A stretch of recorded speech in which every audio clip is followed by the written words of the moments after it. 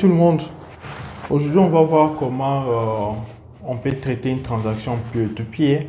Donc cela veut dire que ça veut dire que j'ai vendu le Bitcoin ou Ethereum sur la plateforme donc en mode peer-to-peer. Et comment ça se passe? Donc pour voir la transaction que j'ai effectuée, je vais me connecter dans mon compte.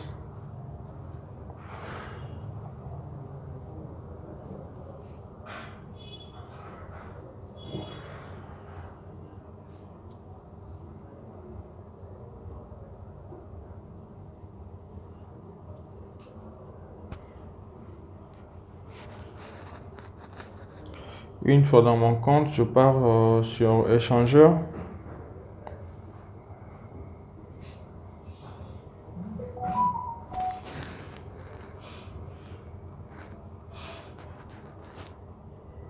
Une fois dans l'option échangeur, comme j'avais vendu de l'Ethereum, je vais appuyer sur Ethereum.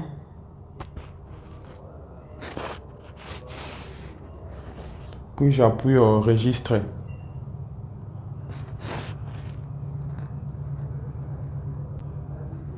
Sur le registre, là, on peut voir toutes les transactions d'Ethereum. Pour diminuer un peu le filtre, j'appuie sur le filtre. Je prends mes transactions de vente. Comme ça, la liste va diminuer. Voilà, j'ai une transaction de vente effectuée aujourd'hui, le 28 ce matin. À ce niveau ici, qu'est-ce qui s'est passé? Une transaction peer-to-peer. Dès que il y a un acheteur qui achète ce que j'avais disponibilisé sur la plateforme, l'acheteur peut acheter toute la quantité ou l'acheteur peut prendre une petite quantité, donc une portion de ce que moi je vendu, ce que j'avais mis à la disponibilité qui se trouvait dans mon adresse. Donc quand par exemple il y a un acheteur qui achète, excusez-moi pour la tautologie, vous allez recevoir un mail de la part de Ndonge. Voilà, le mail est là, un ordre d'achat. Donc le mail vous dit vous avez un achat en attente de traitement. Notez bien, en cas de non-traitement, après 3 heures, cet achat sera automatiquement annulé. Donc ce qui veut dire quoi? Donc je dois maintenant me connecter. Donc le mail est instantané. Dès qu'un acheteur achète ce que vous avez mis sur la plateforme, vous recevez un mail.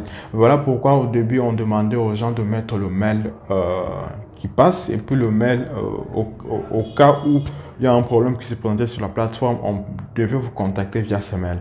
Maintenant, le mail va servir à vous contacter une fois que vous avez effectué un achat, une vente plutôt en peer-to-peer et qu'il y a un acheteur qui a acheté. Donc, moi là, j'ai un achat en attente. Donc, ce que je vais faire, je vais retourner sur mon compte. Je suis déjà au niveau de mon registre sur la liste de mes ventes. J'ai une vente effectuée aujourd'hui qui est en cours de traitement. Donc, je vais entrer.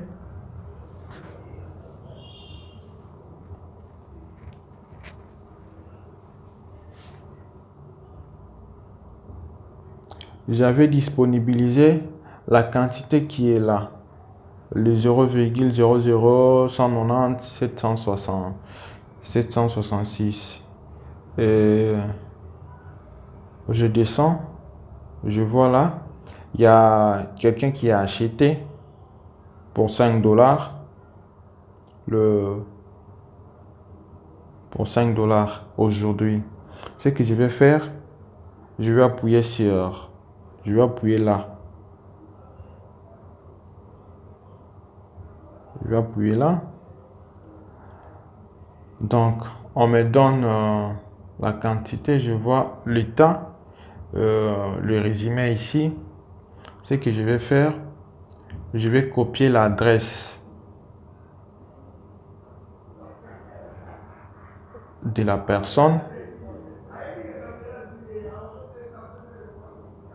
Je vais aller dans mon wallet.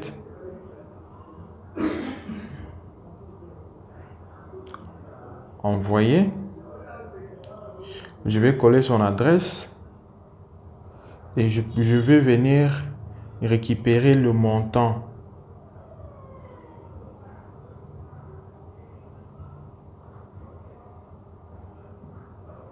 Je vais copier ce montant-là. Ou soit je peux écrire ça. Donc 0,00189 991.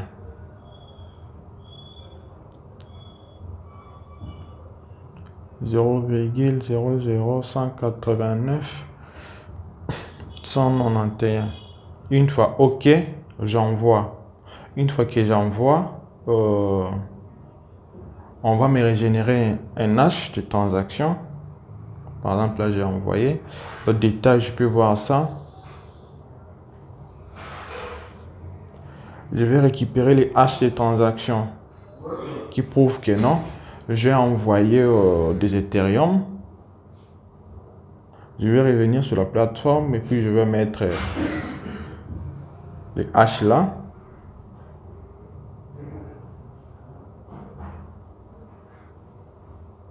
Désolé.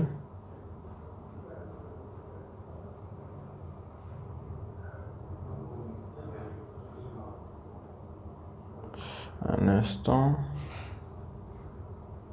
OK. Là, c'est la case là. Je vais mettre le hash.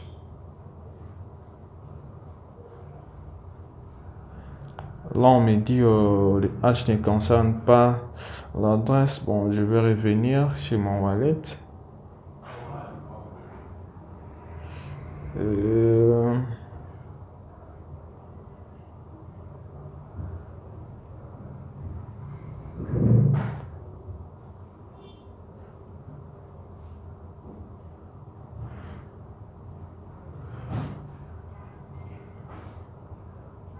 Une fois que je mets les hash, ok. Si c'est un mauvais hash, ça va refuser. Je dois mettre le bon hash qui concerne l'adresse de l'acheteur. Une fois ok, j'appuie sur confirmer.